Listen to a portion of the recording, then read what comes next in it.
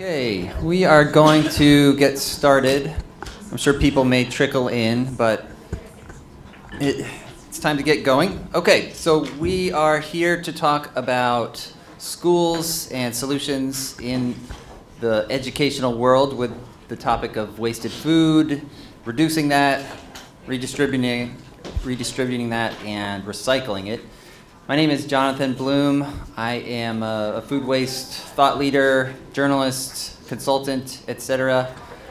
I have been in this world for almost 15 years. I wrote the book American Wasteland, and I created the site wastedfood.com.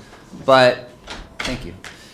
More and more these days I'm focusing on schools because I think it's of the utmost importance to focus on the young people in our country. And I don't know if you were in this room for the last session, but we talked about the decision makers of today and the behavioral changes that we'd like to see in shoppers, but I think it's even more important to focus on the decision makers of tomorrow.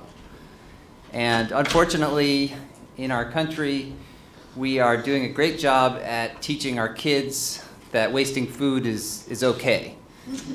And more than that, it's the norm. And it's almost as if teaching kids to trash food is part of the curriculum. But unfortunately, through acts of omission and commission, we're teaching our children that food is just like everything else in this throwaway society. And it's something we don't have to treat with care. And I believe, and my fellow panelists certainly do as well, that we need to do the exact opposite. We need to teach them that food is not trash, that it's something special, that food is life. So for so long, for me it seems obvious that this is where we need to focus. We're starting to turn our attention toward the topic of teaching kids not to waste food, but much like the topic of wasted food in general, it's still a problem that hides in plain sight. So it's still something that needs our attention and will give us great rewards if we invest in reaching kids. So as I mentioned, my panelists to my left have dedicated a lot of their work and life to this topic. And so I'm going to let them introduce themselves and tell you a little bit about the highlights on how they have approached reducing wasted food in the educational setting.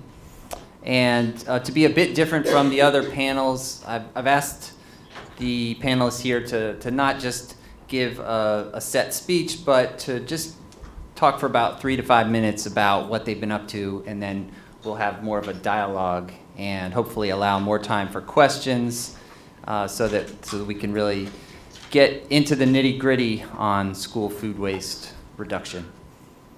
Okay, so we'll start down at the far end and work back from there.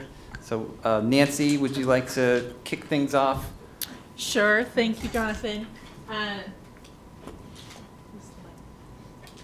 Because my story always works really well with photos, I appreciate being able to show the kids in progress. So I'm one of those kind of moms that suddenly became having a new career. So I homeschooled my daughter, and when she was getting ready to what would have been entering in the 2nd grade, she's like, "Mom, I want to try public school." Deep breath. Which then, at that point, I was already getting ready to try and figure out what I could be doing as a larger environmental impact towards my community. And when I walked on to her elementary school, it was just the oasis of opportunity, right? Just all the asphalt, the single grade trash can, the school meals. I'm like, okay, here we are. This can be me. There's so many opportunities. And I feel really fortunate for the district that my daughter was in, was receptive to these changes. So my position, so I've got a few jobs, all with the same idea in mind. So I'm sustainability manager for Oakland Unified School District, and I'm housed under custodial and nutrition services. So I'm a fairly unique position. I asked for my job, I got the funding, and I contracted for 4 years and then got the district staff position, but it was 60%. So then I also have grant funding that I've gone after so I can work with any school district in my county, which has 17 school districts, so there's a lot of opportunity there. Then I work with a neighboring county, similar type of setup, mainly with their high schools. And then I just got a 4th job. But it's all around K-12 schools, figuring out waste diversion issues, and definitely food waste, wasted food, reduction, recovery is definitely the heart of the work that I do. So I'm going to just zip through photos fairly quick so I'm not taking up too much time, but it kind of captures the story. And how do I go on slide mode? The top slideshow. Click from first tab on the left. From the beginning. From the beginning. Yeah. Okay, so this is a setup, typical setup. So we actually have, we have food share, take it to go, and then our regular sorting system that goes from that point. So this is, luckily at least this was a compost dumpster when we were composting our milk, but this is definitely so disturbing to me when down the street they have a food pantry that is just, you know, lines down the street. In here we're throwing away perfectly good milk and apples. So a matter of all the things that go into making those changes. So as I said, so we have food share, so this is set up so it's district-wide. We have standard operating procedures that are built into it. We've added since the Take It To Go. We've been fortunate to just recently have gotten a state grant that we're going to be working on this for the next 1.5 years. This green cart is going to be in every cafeteria for Oakland Unified. We do a lot of staff engagement, just keep talking about wasted food from the kitchen perspective. We're just always talking about it and then figuring out ways that we can make an impact with them. So this is a new poster that's going to go up in all our kitchens this next school year. We do plate waste tracking and observations, so we kind of have a better understanding of, we know what they're selecting, but we don't know what they're throwing away. So with doing plate waste studies, that gives us more detail, and especially in the observation, which is an easier task than the plate waste tracking. With our waste authority, we also do student plate waste tracking, which is a lot of fun. So for our food donation program, we do to the students and to the families, and then also to the community nonprofits. We do different things on cafeteria improvements. We don't use sport kits in our district, so we have the dispenser set up so it's a more enjoyable eating experience. We don't have the straw anymore, full-size napkin. Part of our state grant is going to be trying to find other ways to make improvements that are low budget, so like tablecloths or any color that's going along on the service line. A lot of times service line, you look at the line and it's just beige with a little yellow, and you might be lucky if there's an orange or an apple that's down there, very monotone. So trying to figure out ways to make it more inviting. District-wide approach, so trying to tap all our kids so we have 20 preschools as well. So we've been getting out little worm bins to teach our youngest learners about food scraps, food waste issues. We just finished making up a cafeteria sorting video with our waste authority that addresses some of the food share Take It To Go. We're planning on doing an additional video to tackle more on the food share piece so that they have a better understanding about thinking about what you're selecting, what are you going to be doing with it after you're not going to be eating it, and then what it means to make use of that food share table, and then inevitably it'll go to donations, so respecting the food. Yeah. And then the other thing that we have that you're welcome to at the end is we have summed up a lot of the details for school food share and food donation. So thanks to BioCycle and then also Janet Whitehead and San Diego Unified, we made up a school roadmap that highlights all the issues around food share, food donation, state laws, the USDA. It's all built into this one go-to resource so that you don't have to kind of hunt and peck for resources. Thanks.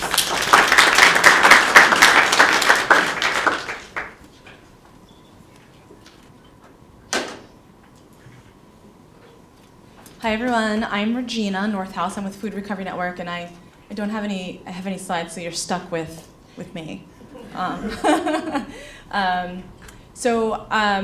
really excited to see so many new faces and so many faces that I already know. It's such a really great group of people, and I know that we're going to be able to do a lot of really great work together. So if nothing else, first and foremost, with Food Recovery Network, we are a really collaborative organization, and I know that's why we're all here. So I hope that the conversation today can spur some ways that we can all work together. So Food Recovery Network, or FRN, we are a national nonprofit. We work to empower college students all across the country to recover the surplus food from their dining halls, and then we take that food and we donate it to what we call hunger-fighting nonprofit partner agencies. So most likely that is a soup kitchen, a homeless shelter, after-school programs, churches. And so we focus on a couple of different things. First, we focus on preventing food waste from happening at the very beginning. I'll tell you in a second more about how we do our work, but we provide a report to all of the folks that donate with us, so the dining providers on college campuses. And usually they say, like, oh, a 500-pound donation every month for the past 7 months. We are way, way over preparing food. And so they start to reconcile how much food that they're preparing, and eventually we'll see the number of pounds they can donate go down, which is exactly what we want. So we work to prevent food waste from happening at the very beginning. And then the second thing is we work on when there is surplus, because a lot of the times that's going to happen for a variety of different reasons, that we have logistics in place to capture that food and ensure that it's not being thrown away. Because then the third thing is, we all know here the environmental impacts that occur when we throw away perfectly good food and put it into landfill. So we prevent that from happening. And then under that, all of those different concepts are student leadership, student engagement, student activism. So we empower our students to establish the chapters on their college campuses. Currently, we're on 235 schools across the country. Empower them to have conversations with their dining providers to understand where the food overproduction is coming from. They get to know the staff. A lot of times they have to educate the dining provider to say, this is what we're trying to do with the food. When FRN started in 2011 at the University of Maryland, they approached their dining provider. This is where it all began. And her first reaction was, no, you're not taking the food and bringing it down the street. So we put together a really robust education program so that we can talk to, quote unquote, the adults who are sometimes our roadblocks to actually allowing food recovery to occur at the college campus level. So the students are doing that. They're having those conversations. They're having those difficult conversations. They're educating. And then what is really beautiful, and a lot of times the reason why students want to get involved is, yes, they see, and they say this to us all the time. They put it pretty bluntly to us, wasting food is stupid. Like, why are we doing that? It doesn't make any sense. And so they're already coming with that energy and that passion to do the right thing. So we empower them to have the conversations. But within academia, they also want to do more with their time when they're going to college. They want to be involved in their actual community. So they want to get outside of the ivory tower and make meaningful relationships with people who don't necessarily look like them, don't have the same kind of lives as they do, but they want to have those authentic relationships. And that's what FRN is really all about, is about fostering that kind of relationship. So about half of our students, they get involved because they don't want to see food being wasted, and they know they can do something about that. And the other half get involved because they care so much about the environment. So we really do cross between a lot of the social justice, environmental issues. And our students are incredibly diverse. 235 schools, as I said, and growing. We are in rural areas, we're in urban areas, private schools, public schools, religious schools, all, so many different majors that you could think of. The students that are involved are so different, but what unifies them is that they want to do the right thing. And they know that they have the power to do that through our model. And then when they graduate, they go off and they're literally in every single sector across the country with this lens of you just don't throw away food. And now I have the tools to do that. And I have the confidence that I can help make this happen at corporate dining through our program, Food Recovery Verified, which we started because of our students. We now work with corporations that have corporate dining, events. We help support other sectors in ensuring that their food doesn't get thrown away either. And this is all student-driven. To date, we have recovered more than 2.8 million pounds of food, which is a lot of food. That's about the equivalent of 2.3 million meals. And what's so significant about that, and I know a lot of times, bigger restaurant chains or grocery stores, they can recover that in a month. They can recover that in a year. But what's significant about our 2.8 million pounds of food is that it's one carload of food at a time, every day across the country happening because of college students. They're recovering 75 pounds of food, 20 pounds of food. If there's one meal, it's worth recovering for them to ensure that person who wasn't going to get that food now has that food.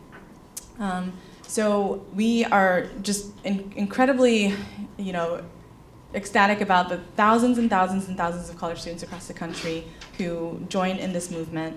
I'm thinking about all of you who may have gone to college or university to ensure that your alma mater is part of the movement.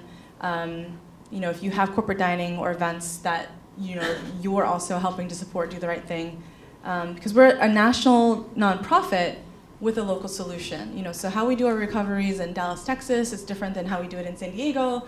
It's different than how we do it in New York. A lot of our students in Manhattan, they say, we don't drive anywhere. We don't know how to drive. We don't have to. So, we work with them to get partner agencies who can come to their school, versus, in our more rural areas, literally, winter is an issue that we have to deal with, road conditions and things. So we really need to make this within the standards of food safety and how the chapters run, truly making a unique system for that particular community, that particular school, and the students who are at the helm. So really excited to be here. Can't wait to talk more with all of you about your ideas. And yeah, thanks for having me.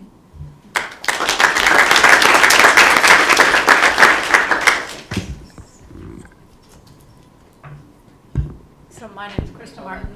Oh, yeah.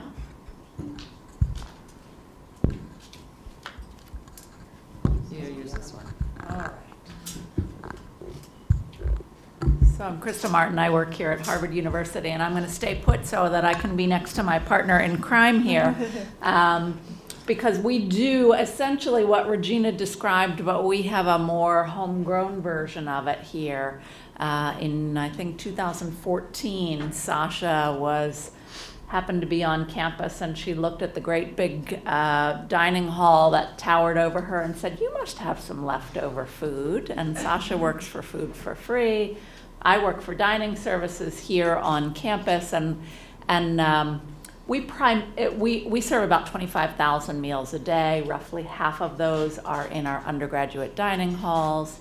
And we have a very diffuse undergraduate dining program, lots of little dining halls, which inevitably means food left at the end of a meal. And we do all the things one would hope to control the amount of production and waste and whatnot, but at the end of the meal there are leftovers. And so Sasha asked us to start a pilot program with her in which we would gather the food at the end of a meal that could be donated because it had been kept, under proper temperature controls or whatever, and begin to donate it. And we were a little dubious, honestly, because we had sort of a long-standing but incorrect notion that the liability issues were too great. And with Sasha's help, we got connected with some folks who assured us that the Good Samaritan law would take care of that.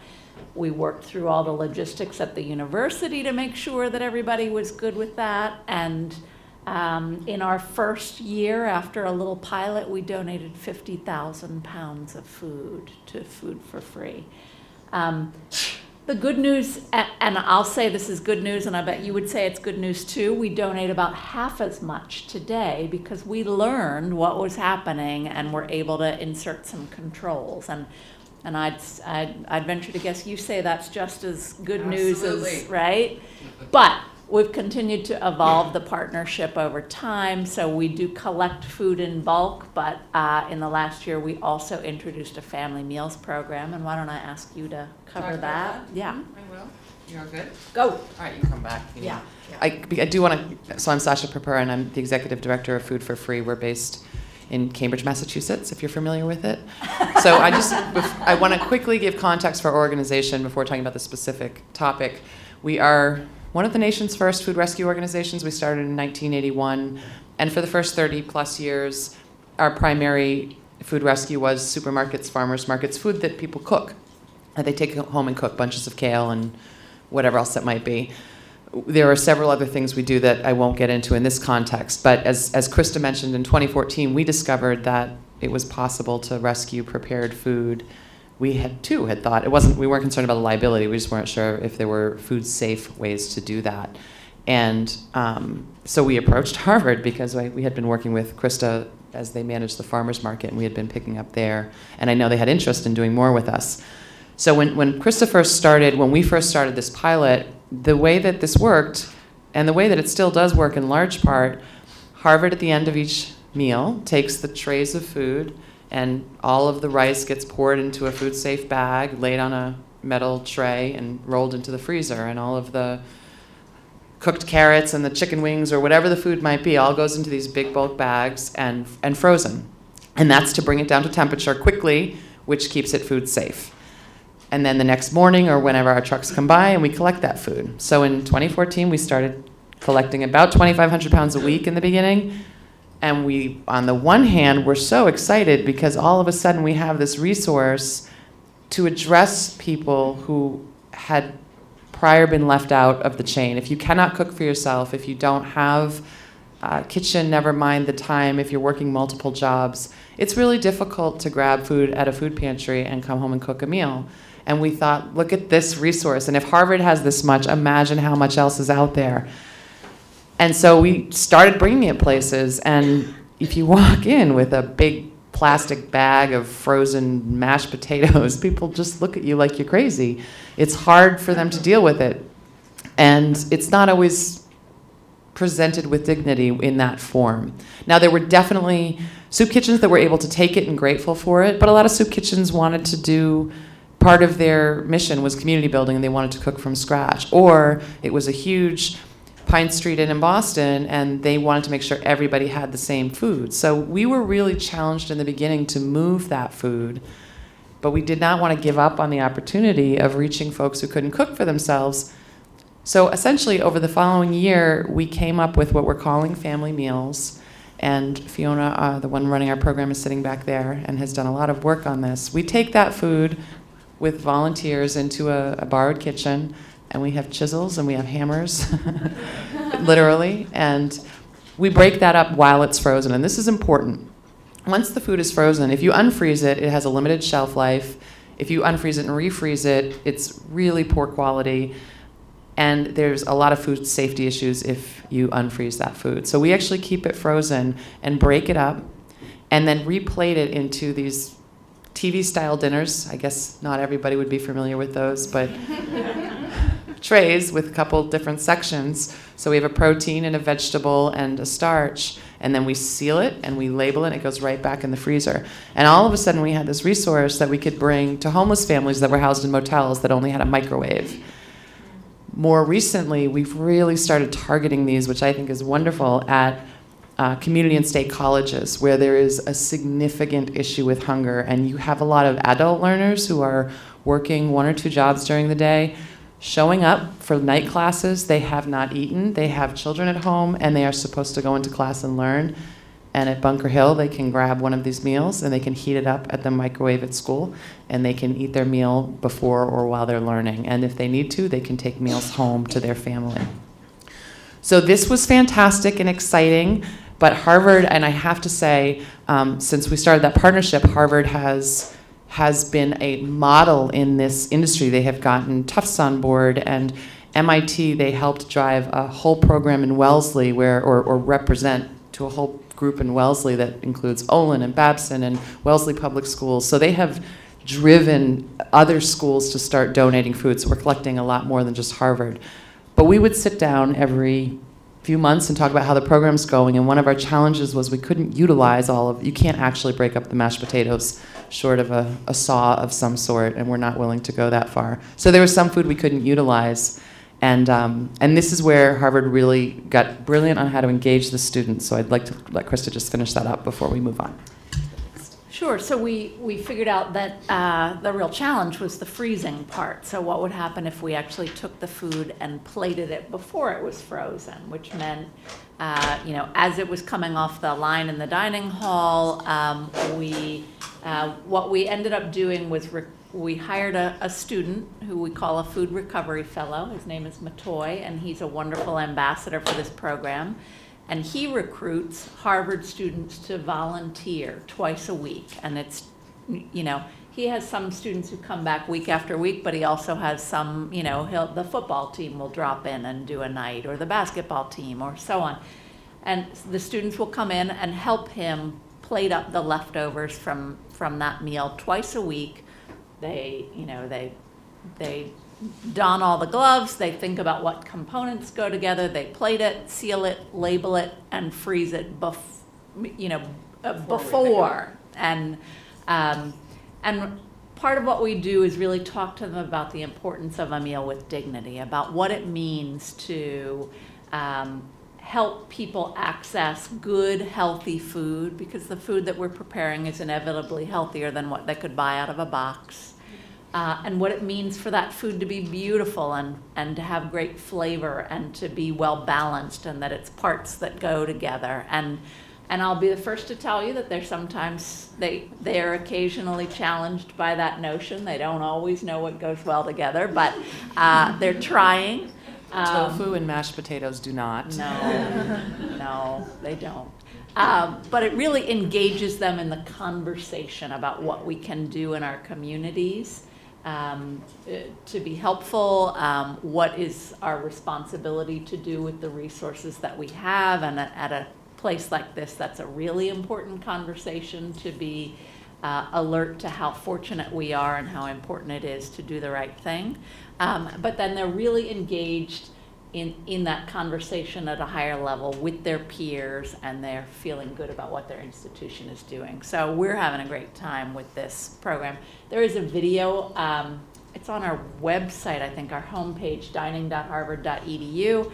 You can see a little 3-minute video that really walks you through the process and how easy it is. So we've been very lucky. It's 2 minutes, actually. Oh, that sounds like such a great program, and you're such a dynamic duo here. I appreciate your preparation, and you're making my job easy. So as you've gotten going, you've accomplished so much, but I wanted to think back to when you were just starting out and trying to get things going. What were some of the big barriers that you all have faced, and how did you clear those hurdles?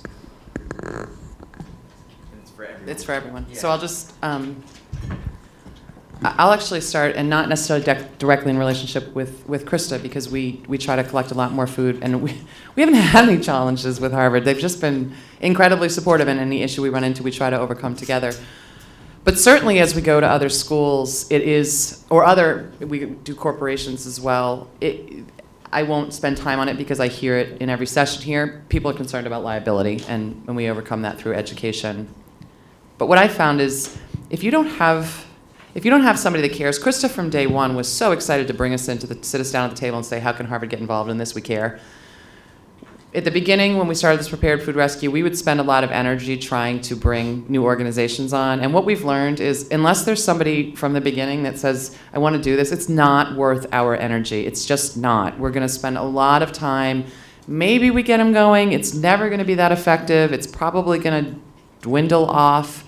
So this is an effort, or it's a thing of passion. There's some words I'm missing here, but people do it because they care. I mean, there's economic values, there are other reasons, but it's effective and because people care. And so we've just learned to not spend our time and I don't knock them. They may be busy with other things, they may have other priorities. But when we find the folks that care, it's so easy, it just happens.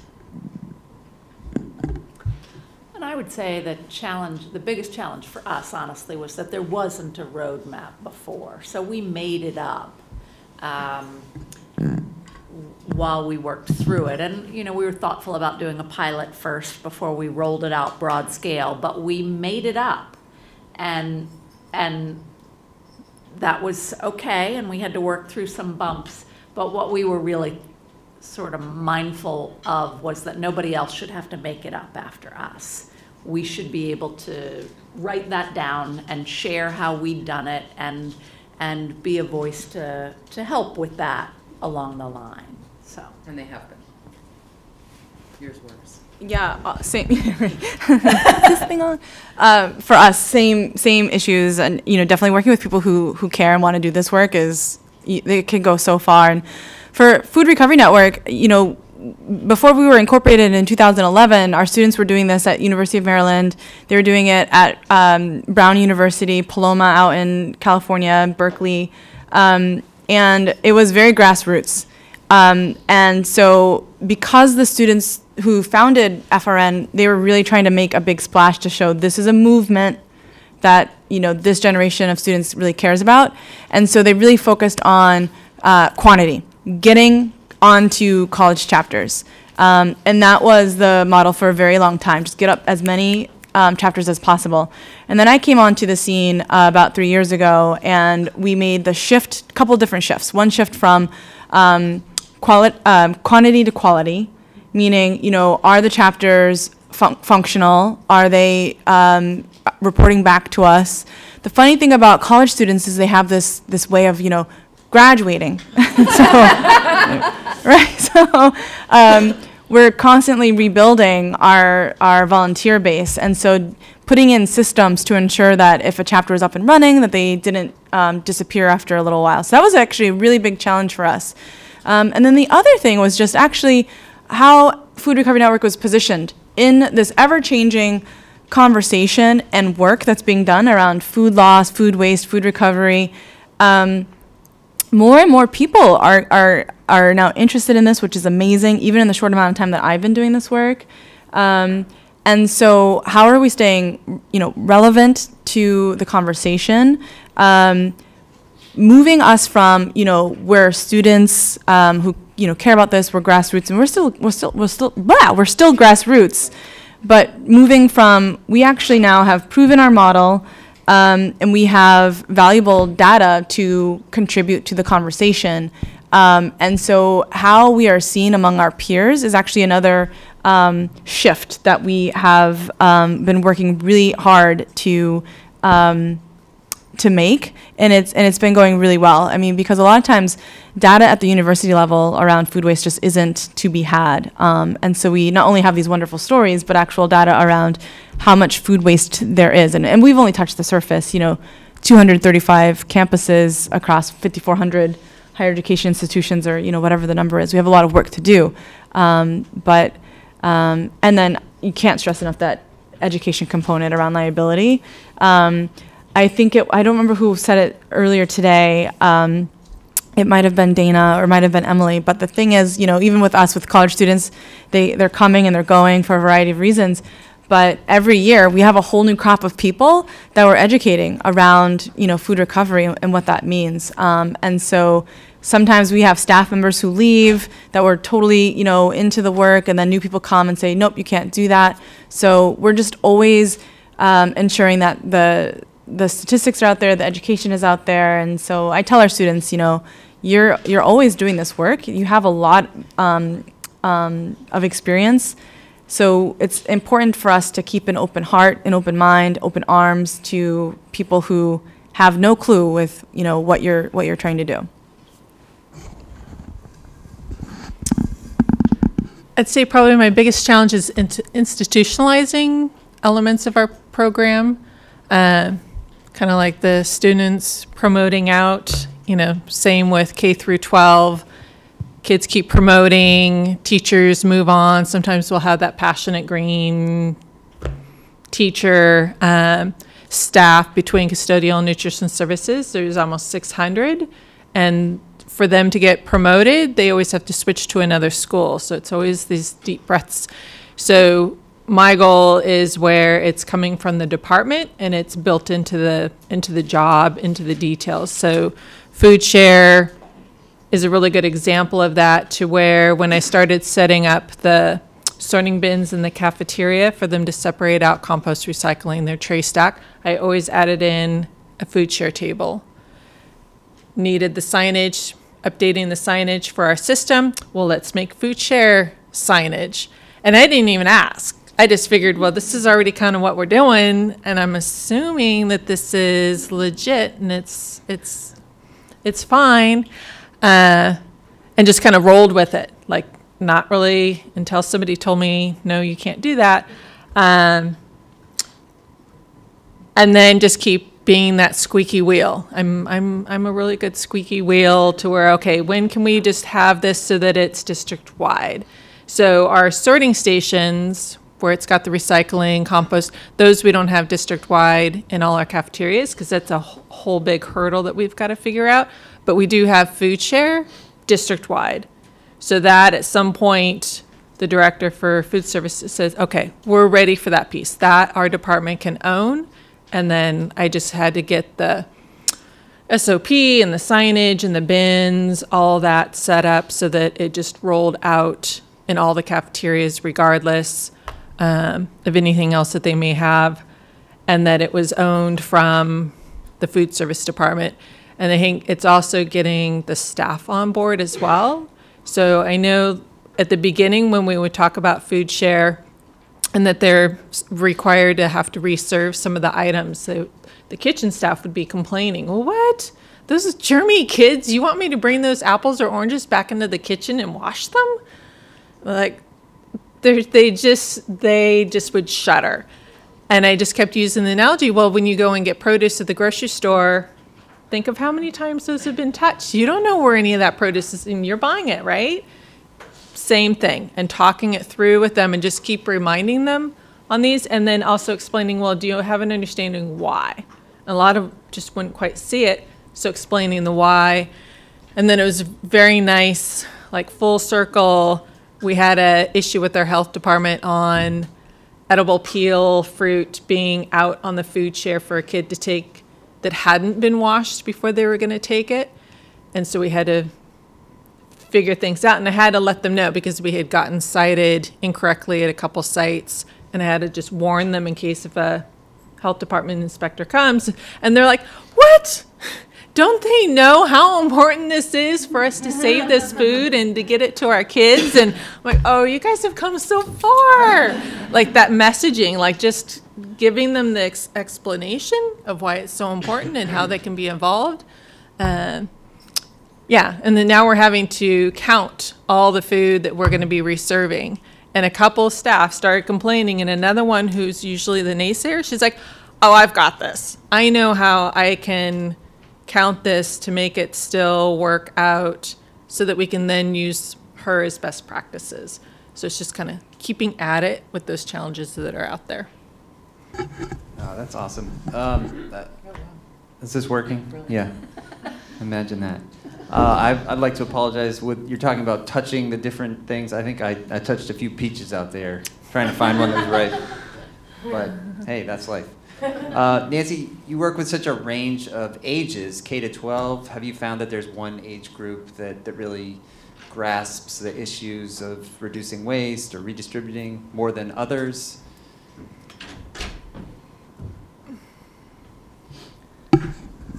I mean, it seems across the board they all get it, you know, and they get excited. I don't know.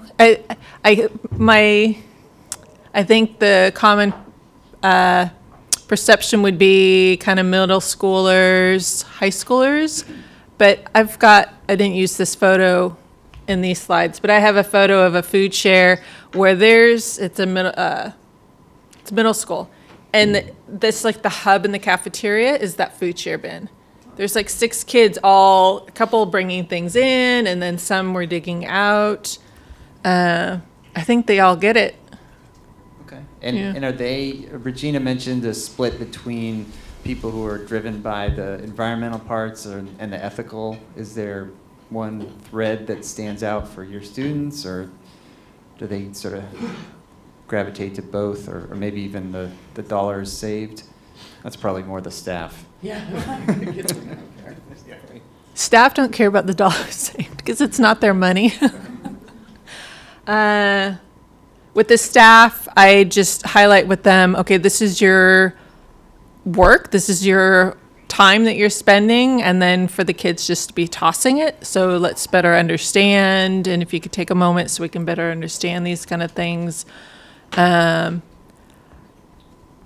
It's pretty mixed. I mean, for a while, we used to have these wellness champions that would lead the program, and I would have like some 16, and I just assumed that they were all kind of, you know, tree huggers. They're all kind of environmental, and I just queried, you know, okay, who's doing this because it's passionate, and who's doing it because there's a monetary stipend and it's principal-led. It was split 50-50. Some were doing it because it was the cause, and then the others, and that was helpful because then that way I knew, okay, don't just go kind of emotion-based, go on the facts. And the money. Paying them. And then the money, right. Okay. So we, in this room and at this conference, talk about the EPA hierarchy a whole lot, but I'm curious if in your work, if you find people get that, not that they would know of the hierarchy per se, but that they understand the concepts and kind of get the idea that reduction should be focused on before redistribution or recycling. I just want to, and Crista has told me the story, but I'd seen it at some of the dining halls. So at Harvard, there was 14 dining halls or so initially they were picking up with, and a lot of the staff, I mean, Harvard treats its staff very well, but I think we're living in Cambridge, and so I have no doubt that some of Harvard's staff has leveraged the emergency food system and take very seriously rescuing this food. And I had heard of anecdotally there was definitely a tendency in some cases to set a bit more aside than so forget about reducing, actually increasing. To overproduce. Exactly. Purpose. And that's, I mean, that I think is driven from a very good place in the heart, but not necessarily the pocketbook. And for us, you know, I know a lot of you are familiar with the Save the Food campaign with NRDC, and you know, one of the main audiences for that is millennials, and I guess Z's. Is that what they call after people after millennium? Yeah. Those young folks, they're cooking now, right? They're graduating from college, and they're out on their own, and they're shopping for the first time ever. And so for us, you know, you can see things like, okay, a restaurant has, or a dining hall has trays and trays and trays of perfectly good food. I can do something with that. But when we go to our own homes, as Jonathan said at the very beginning of this panel, we make it really easy to throw away our own food. Whether or not we compost, but you know, sometimes I've seen so many people divorce themselves from their leftovers. Like, I just don't eat leftovers because, you know, I want the next meal, the next new thing. And so a lot of times that food ends up, you know, being thrown out. And so how can we teach this group of people now fun ways to, you know, reuse their leftovers, you know, have a gathering and everyone bring your leftovers and you can swap it around, or how to freeze it so that you feel excited about it later. So truly, like, the consumer-facing part of it, once you get to your individual home, there's a lot of work that we could be doing there as well. And I guess I'd add that we feel compelled to do education up and down our continuum. We have to talk to our staff about the importance of controlling what we're producing, because our first responsibility is to the students who've paid for this service, and to use their money well and to use their resources well. And and then second is, we can't donate everything. There are things we have to throw away, and so being mindful of the impact of that, and then managing carefully that production so that it's the best food for the best experience in the best moment. And then ultimately we get to our students and ask them to be thoughtful about what they take, and what they throw away, and what we're doing with what's left over. So it's a real continuum of education. And to your point, Regina, every year it's a 25% new audience. That's a double-edged sword, I suppose. Yeah. A continuum, I like that. Maybe we'll see an EPA continuum. We should talk with some of our EPA friends here. All right, so building on that concept, though, of the hierarchy, I'm fascinated by what composting does to behavior, especially from a psychological perspective. I'm curious, have you found that having composting takes the heat off of reduction or redistribution, or disincentivizes those behaviors? Or is composting, in fact, kind of a gateway drug to reducing your waste? What have you seen? Yeah, oh, please, go ahead. No, Nancy, please. For a lot of schools, it's actually food recovery, reduction, and especially the recovery piece is like the light, because otherwise we have to do a lot of depackaging. And if you mention that to any of the staff, they're just like, it's not my job. I don't have the time to do that. Well, if we have less to have to contend with, and then we also have less that we're recovering and sending off, then we don't have that depackaging issue. And California has some pretty tough laws that are coming into place where our dumpsters are going to be monitored. And so, there could be a case of where there's a lot of packaged food, the little baby carrots and the plastic wrap, the milk, depackaging that is such an issue, to where this way, if we're able to donate it, then it's a win-win. And then luckily our program, we work heavily with our waste authority. So then we're also being mindful, like, okay, who's going to get that packaged item at that next step? So that we're kind of thinking that through to make sure that they actually want the food. It's not going to be a depackaging issue for another organization. Which came first? Did you have composting and then add the recovery piece, or vice versa? Composting first, because we needed the composting first, ideally for this.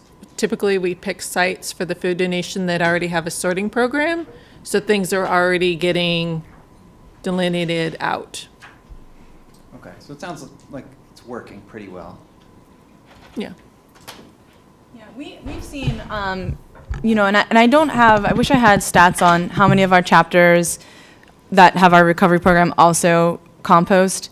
But just from being in the world, I was at a conference in April, and one of the local city officials, she started a recovery program, and she did recovery specifically. And they are not phasing in composting until after the educational component, which will be a couple of years, is established, because she didn't want that gateway of, well, it's just easy enough, we can just throw it, compost it, and we're doing the right thing, as opposed to let's extract all the food that is good for humans to eat, and then what should be composted is the stuff that humans can't eat. So that's the actual peels of things, like pineapple peels or tops, and even again, depending on the scale of things at your individual homes, you're not like you're going to take like the food that humans can't eat and bring it to a pig farm. We don't all have that opportunity, that luxury, and so we've seen a mixed bag of composting being a gateway versus people really trying to figure out, like, being intentional about how much food they're consuming and why first. But it's a really interesting thing. I wish more people had better understandings of behavior around it.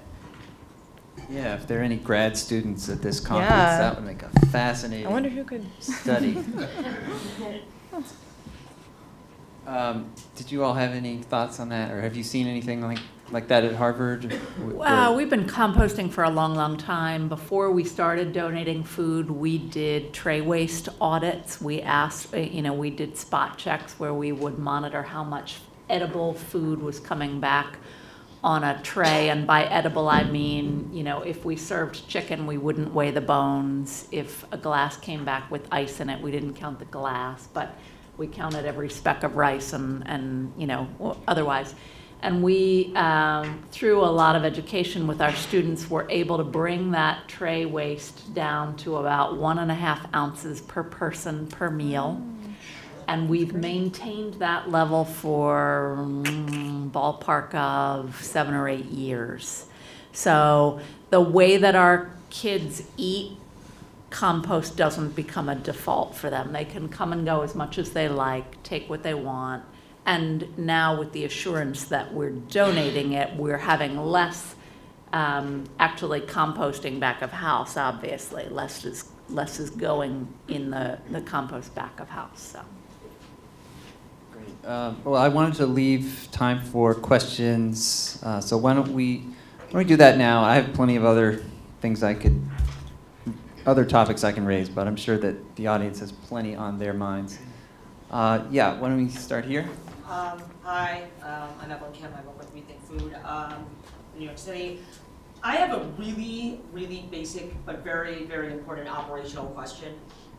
How do you pay for all those trays and for the single one? And are they compostable? Has that been thought through? And because we do something similar, and the cost of packaging is killing us. Where are you doing that? No, in New York. So when we did hook up with Harvard, we brought in the food donation connection, so they actually pay. But we use plastic bags. I mean, they're not trays. They're not the metal trays, which cost more. No, what I mean is when you redistribute the food. So we Food for Free. So we're a nonprofit, and we fundraise for those. Okay. And buying in bulk, what's it per package per meal, Ish? 36 cents or something per meal. We've also started with agencies, so we bring not directly to individuals, but to a Bunker Hill or to a homeless shelter. And when we set up a relationship where they're going to collect food, Bunker Hill's been able to help reimburse for packaging. We don't demand it, and we're not charging for the food, but we try to get creative, and then we have funders who appreciate what we're trying to do. Mm-hmm. It's a good question. You're right. Yeah. Yeah, Tom in the back. Yeah, thank you. So, great presentation, everybody. I have a question that relates to sources of food that are being donated, and it actually applies both to you, Crista, and to you, Nancy. So it'll be a little bit different. So in Philadelphia schools, from 5th grade up, the meals are served in the classroom, so we don't have that same scenario of the cafeteria room, lunchroom. So I want to ask you what's being done in that scenario. And then, Crista, how do are you able to donate any of the event catered food? Do you want? So Oakland Unified, we have breakfast after the bell at a lot of our schools. So it's all packaged breakfast where the kids eat in the classroom. So the student is, if they're going to take the meal, they're required to take the bag that has the whole meal. And then they can choose what they don't want to eat. And if it's a sealed muffin or whole piece of fruit, that goes back to the kitchen. So the whole bag can go back to the kitchen or the broken into bag, and then the kitchen manager lead separates it out for what they can reserve. We've had to go through our menu on everything that's served, and then we had to go line by line with our environmental health department and say, what can we do here?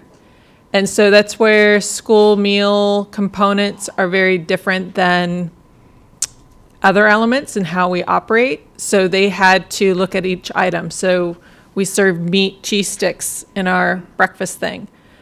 So we had to have a conversation. Okay, they're sealed in a manufacturing plant. They were cold. They went out to the classroom. They warmed up some.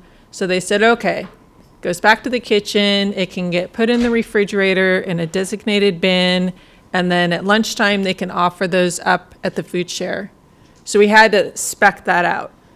Okay, if it's another item would be the yogurts. Okay, the yogurt can go back into the kitchen, get refrigerated, and then they can offer it up at lunch in the service line as an extra perk.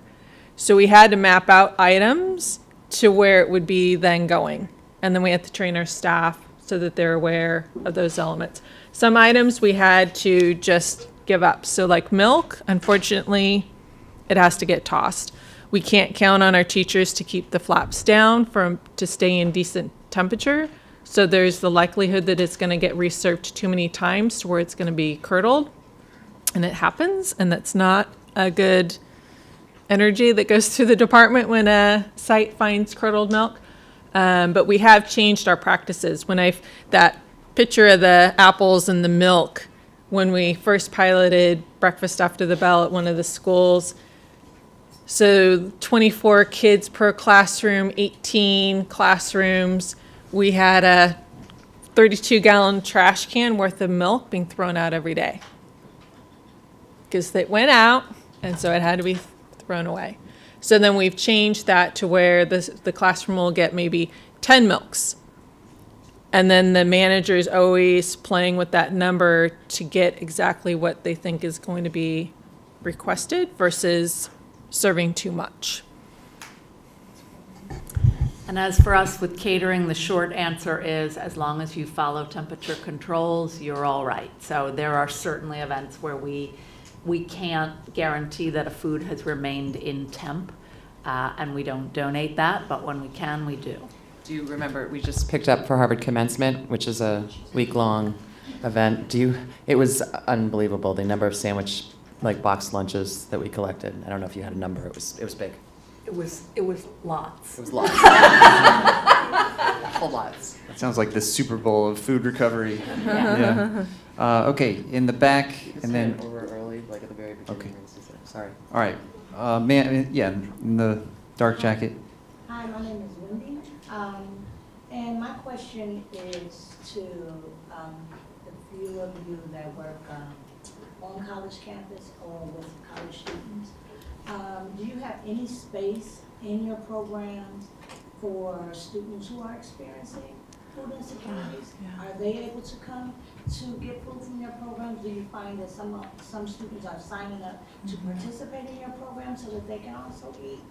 And as well as the elementary school or the high schools, are you finding that you're having more students who are taking food so that they can go home and share it? Thanks for asking that question. It's so important. And for me, I kind of parallel it with the American consciousness that is growing around food waste to begin with. The same thing with student food insecurity. All of it's always been there, and now people are just becoming more aware of it and talking about it, which is wonderful because now we're able to put faces with people who are facing food insecurity, and we have methods for addressing it. So for us, student food insecurity is something that it's been part of our fabric. So we do a couple different things. Like your typical college student, they're not just involved in one, organization. They're involved in 12. So our students, they volunteer with FRN, but they also are involved in other different extracurriculars on their college campus. The University of Minnesota, I found out they have something like 800 different clubs that a student could be involved with. And I was just like, oh my God, is that possible? But it's true. So a lot of our students are doing a couple things. Some are volunteering separately to help start food pantries at their own organizations, at their own college campuses. And it's run by a totally different group of people. Amazing. We love it. It's wonderful. Some of our students are starting to ask us for the first time, can we take this prepared food and bring it to our school, somewhere else on the school campus. And we're just beginning to put resources towards that, because higher education, they are nonprofits. And so it's a little bit of a new conversation for us, a new concept, but some of our students are starting to do that. And then within that, some of our schools, and this is what I love about, I think this theme has come up a few different times here and in different panels, and that is food with dignity. And so some of our college campuses will have cafes where the food is recovered or donated or it's made, and anybody can come and have food, and you just don't have to ask or answer any questions. You can just be yourself and get some food and then go around your merry way. And so we're starting to see more and more solutions like that. And at our annual conference, we always have a track on how our students can do more with student food insecurity. Our undergraduates are on a mandatory unlimited meal plan, and Harvard admits students need blind, which means that regardless of their financial status, they get in first on their merits, and then the university figures out how to make it work. So it's not an issue with our undergraduates while they're on campus. But the truth is, all the times when they are on campus and the dining hall is closed do become an issue, and we're actually starting to grapple with that topic. So they don't go home for spring break, the dining hall is closed, what do they do? And that's where we're really starting to have to grapple with the topic. Yeah, it sort of reminds me of the K-12 summertime conundrum. Both topics that need to be considered. Yeah. Sir, you had a question over here? Thanks for doing the important work you're all doing. These are really excellent cases that you're talking about. Sasha, you started talking about the issue of readiness. And I heard you say that you look for organizations that are ready. I'm wondering, how do you create readiness for those who aren't? We don't, I think. We don't. We tried. So I think there are a lot of ready organizations. I think, I don't want to overstate that. So Tufts was a great example. We had tried to work with Tufts, and they're a wonderful partner now. And we weren't having any leverage. I'm not sure we were talking to the right people. And as soon as Harvard got started, Crista reached out to somebody there, and then Tufts sat down on the table, and it happened. My experience with readiness is a person. However, it's got to be the right person. MIT has been trying to work with us, and then their community relations woman is with me all the time. What can I do? And she's talking to everybody at the school and bringing dining services to the table. And they're trying, but it's just not very effective. So I think it's a really tough question, and I think it really depends on the organization. The thread I see throughout is a person who wants to. It's financial isn't. That those factors matter, but if you don't start with the person, and the person, some organizations it's going to be ground up, others it may have to be top down. So who that person is matters. But if you think about, I don't know what you do, but in my life, whether I'm at Food for Free or when I was back in school, you have all of your priorities, and something has to raise up to the level that it gets your attention. I think every place we've gone to, it's not that people don't care. I don't know what their worlds look like. I can just see this is not, you haven't flicked the switch. This is not raising up to your priority. And so I'm sure it's a lot more complex than I'm making it, but if I had to boil it down to one thing, which just simplifies my life, it's that. It's that person, and it's a hard thing to control from the outside. Okay, lightning round. What's the next thing you're working on that we're going to be hearing about in 2 years when we're back here? And we have to go in like 1 minute or 2 minutes. So Food for Free's focus going forward is really using schools as an entry point to address food insecurity for students and their families. And so my hope is in 2 years, we're going to have taken things like Harvard programs, addressed what you were talking about, where not only are we getting food from Harvard and bringing it to Bunker Hill, but we're starting to figure out a way to connect within the schools, a circular economy, but basically work within the schools to help using this surplus food feed the students that are struggling. Ours is preaching the gospel. We're telling everyone that we can, that we, our peers, about what we've figured out and how they can do it in their local environment. For us, our goal is higher education is the first sector where food recovery is the norm, not the exception. So we're always working on that. Building in better metrics. We had a really wonderful 8-month project with the Taproot Foundation to build in more complex metrics. We love talking about the pounds of food recovered, the number of chapters we have, CO2 emissions diverted, but there's also the impact that we're having on communities, on volunteers, that we haven't really been able to touch that surface.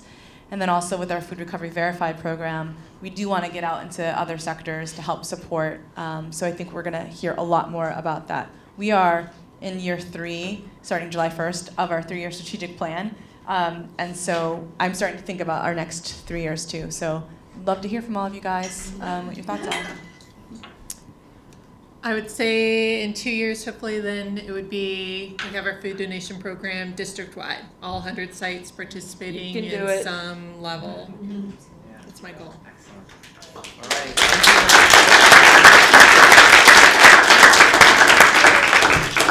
Everyone's going to be happy to stick around and chat for a second. I'm running off to a board meeting.